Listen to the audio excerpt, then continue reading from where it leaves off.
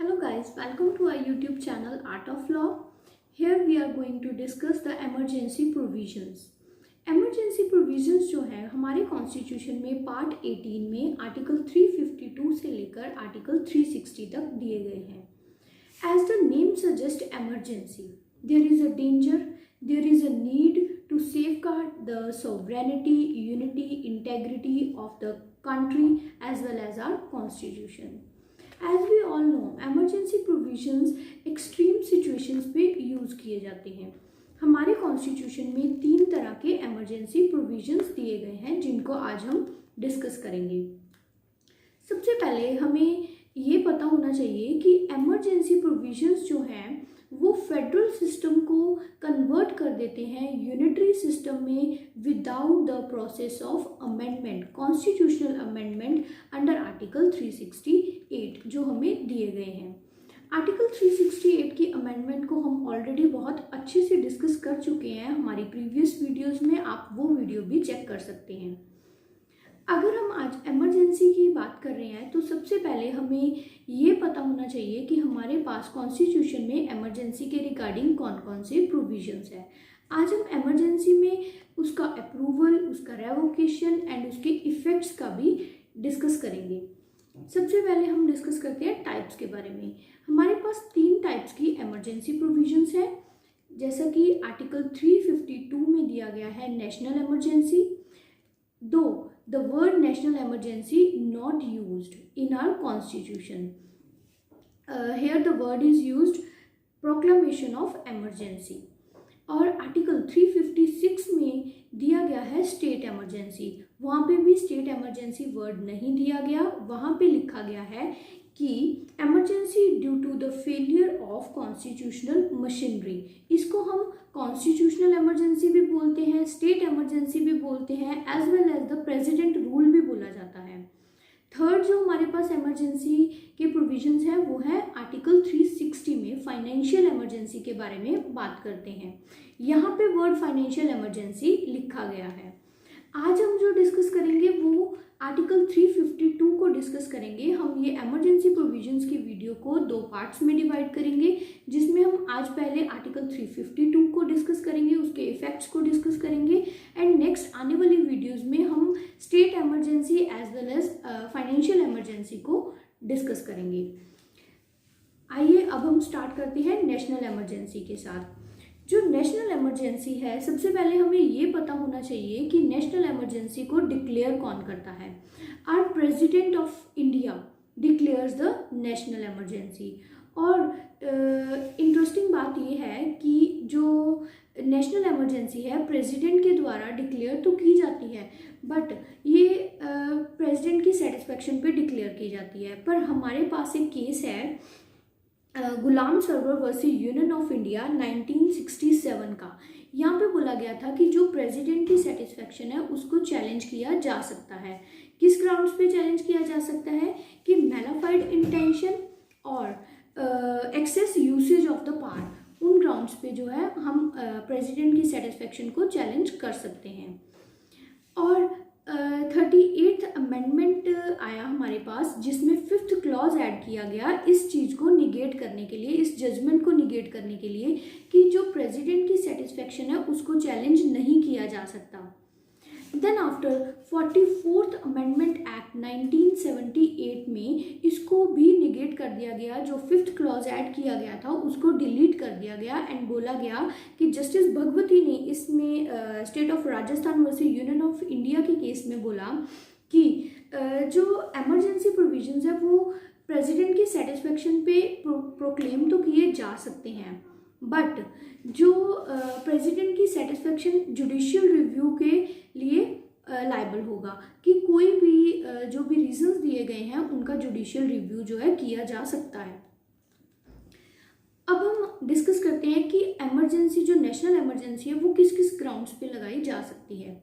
National emergency को 3 grounds पे लगाया जा सकता है. सबसे पहले war, external aggression and armed rebellion. जो ये वर्ड है आर्म्ड रिबिलियन, ये वर्ड 44th अमेंडमेंट से सब्स्टिट्यूट किया गया था इंटरनल डिस्टर्बेंस को। पहले यहाँ पे वर्ड था इंटरनल डिस्टर्बेंस, बट इसको चेंज करके अब आर्म्ड रिबिलियन कर दिया गया है, क्योंकि वो इंटरनल डिस्टर्बेंस जो वर्ड था उसका बहुत ही मिसयूज किया जा रहा था। अब हम देखते हैं कि वॉर और एक्सटर्नल एग्रेशन में डिफरेंस क्या है। जो वॉर है वहाँ पे जो violent struggle between two countries through army, war between two आर्मीज with the formal declaration, यहाँ पे एक फॉर्मल डिक्लेरेशन पहले भेजा जाता है दूसरी कंट्री को कि दोनों कंट्रीज में वॉर होने वाला है, but in external aggression there is no formal declaration. यहाँ पे एक कंट्री की आर्मी दूसरी कंट्री पे अटैक करती है, उस टाइम पे हम बोल सकते हैं कि यहाँ पे अब एक्सटर्नल एग्रेशन है। ये हमारे हैं 3 काइंड्स, ये बहुत ही इंपॉर्टेंट है, कई बार प्री में और इंटरव्यू में पूछे जा सकते हैं कि नेशनल इमरजेंसी कौन कौन से ग्राउंड्स पे लगाई जा सकती है। अब यहाँ पे क्वेश्चन ये उठता है कि whether there is any particular form to proclaim the emergency. The answer is no, there is no particular form given in our constitution to proclaim the emergency. अब हम ड्यूरेशन की बात करते हैं। जो नेशनल इमरजेंसी है वो एक टाइम पे 6 मंथ्स के लिए ही लगाई जा सकती है, उसको बाद में फिर रिन्यू करना पड़ता है। और नेशनल इमरजेंसी जो है प्रोक्लेम कैसे किया जा सकता है, ये इशू तो प्रेसिडेंट ऑफ इंडिया करते हैं, बट इसको अप्रूव करने के लिए हमें पार्लियामेंट के दोनों हाउसेस की नीड है, और राज्यसभा एंड लोकसभा दोनों हाउसेस इसको पास करेंगे तब ही इस इमरजेंसी को प्रोक्लेम किया जा सकता है। अदरवाइज ये विद इन 1 मंथ अपने आप सीज हो जाएगी अगर दोनों पार्लियामेंट के हाउसेस इसको पास नहीं करते। और यहाँ पे पास करने के लिए बोथ हाउसेस में स्पेशल मेजॉरिटी का होना ज़रूरी है। स्पेशल मेजॉरिटी का मतलब यहाँ पे ये है कि 50% of the strength agree on this bill and the plus 2/3 member also approve this proclamation, तभी जाके इसको प्रोक्लेम किया जा सकता है। और अगर लोकसभा इसे रिजेक्ट कर देती है तो प्रेसिडेंट को अपना ये प्रपोजल वापस लेना होगा, तो ये प्रोक्लेम नहीं किया जा सकता नेशनल इमरजेंसी को। अगर हम रेवोकेशन की बात करें तो जो नेशनल इमरजेंसी है इसको रिवोक करने के लिए हमें सिंपल मेजॉरिटी की ज़रूरत है। दोनों हाउसेस को सिंपल मेजॉरिटी से इसको रिवोक किया जा सकता है। अब हम बात करते हैं कि हमारी नेशनल इमरजेंसी कितने टाइम तक और कब कब लगाई गई थी, अब तक कितनी बार लगाई गई है नेशनल इमरजेंसी। अब तक ये नेशनल इमरजेंसी हमारी कंट्री में 3 बार लगाई गई है। सबसे पहले ये इमरजेंसी लगाई गई थी 1962 में, जब इंडो चाइना वॉर स्टार्ट हुई थी तब लगाई गई थी, और ये जो इमरजेंसी है वो 1968 तक चली थी। इन बिटवीन इसके चलते ही हमारी इंडो पाकिस्तान की वॉर स्टार्ट हो गई और 1965 में फिर से नेशनल इमरजेंसी को प्रोक्लेम किया गया। इन बिटवीन दैट मीन्स कि एक टाइम पे 2 पैरेलल इमरजेंसीज भी चल सकती हैं और एक टाइम पे हम 2 इमरजेंसीज इकट्ठे भी चला सकते हैं। तो हमारी फर्स्ट जो इमरजेंसी थी वो 1962 में लगाई गई एंड सेकेंड इमरजेंसी 1965 में ऑनगोइंग जो पहली वाली इमरजेंसी चल रही थी तभी लगाई गई और ये 1971 तक चली। अभी ये ख़त्म नहीं हुई थी कि 1975 में जो हमारी कांग्रेस गवर्नमेंट थी headed by the Indira Gandhi, उन्होंने इंटरनल डिस्टर्बेंस के बेसिस पे अगेन नेशनल इमरजेंसी को प्रोक्लेम किया 1975 में। जस्ट एक रिटन लेटर भेजा प्रेसिडेंट को और उन्होंने विदाउट एनी इंक्वायरी उसे इमरजेंसी को प्रोक्लेम कर दिया गया, जो बाद में जाके ये चैलेंज भी हुआ। ये चैलेंज हुआ था कि जब दोबारा से गवर्नमेंट चेंज हुआ तो उन्होंने, जनता गवर्नमेंट आया तो उन्होंने एक शाह कमीशन बनाया जिन्होंने इस नेशनल इमरजेंसी की वैलिडिटी को चेक किया और उन्होंने कंक्लूजन यही निकाला कि जो ये इमरजेंसी लगाई गई है ये प्रॉपर ग्राउंड्स पे नहीं लगाई गई।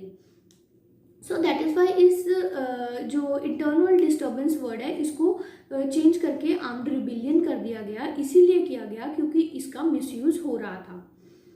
ये थी हमारी 3 इमरजेंसीज जो हमारी कंट्री में अब तक लग चुके हैं। अब हम बात करेंगे इफ़ेक्ट की कि इन इमरजेंसीज का इफ़ेक्ट क्या रहता है।